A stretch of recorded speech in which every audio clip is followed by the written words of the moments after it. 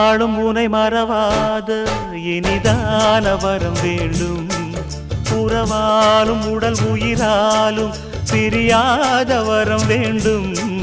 விழியோடு இமை போலே விலகாத நிலை வேண்டும். இணையான இளமானே துணையான இளமானே, இணையான இளமானே துணையான இளமானே.